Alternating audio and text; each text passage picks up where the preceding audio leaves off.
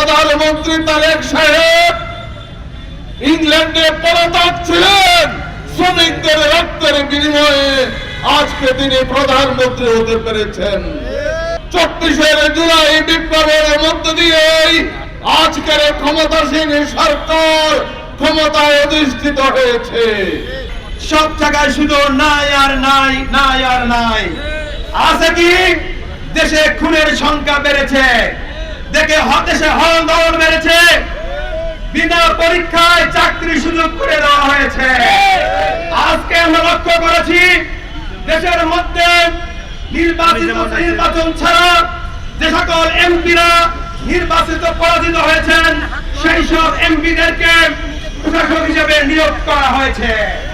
আমাদের সরকার বাহাদুরেরা দফায় দফায় দলীয়করণ করে প্রবাসী শ্রমিকদের জন্য সিন্ডিকেট তৈরি করে তাদের আসা যাওয়া এবং ভিসার বিষয়ে ব্যাপক প্রতিবন্ধকতা তৈরি করার কারণে আজকে প্রবাসের আজকের এই শ্রমবাজার নষ্ট হচ্ছে।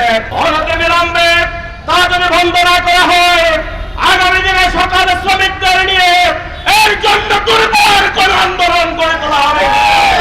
আজকের প্রাইম মিনিস্টার বলেছিলেন তার আই হ্যাভ এ প্ল্যান, 1.5 বছরে 1 কোটি লোকের চাকরির ব্যবস্থা করবেন।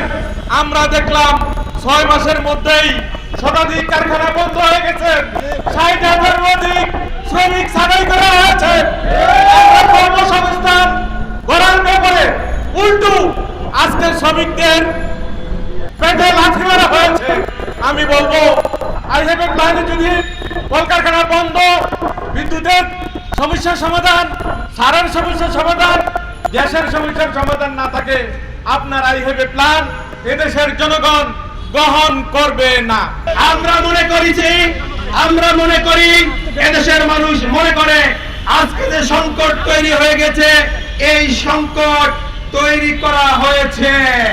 সংকট তৈরি হয় নাই, একটা সুযোগ সন্ধানী গোষ্ঠী সব সময় দেশের সংকট তৈরি করে সুবিধা আদায় করতে চায়।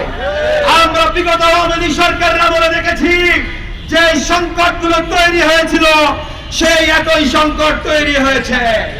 সরকারকে বলতে চাই আজকে দ্রব্যমূল্য কোন কাঁচা বাজার থেকে শুরু করে চাল ডাল তেলের দাম এত বেশি, আজকে শ্রমিকরা তাদের বাচ্চা কাচ্চা নিয়ে স্বাভাবিক খাওয়া দাওয়াও করতে পারছে না।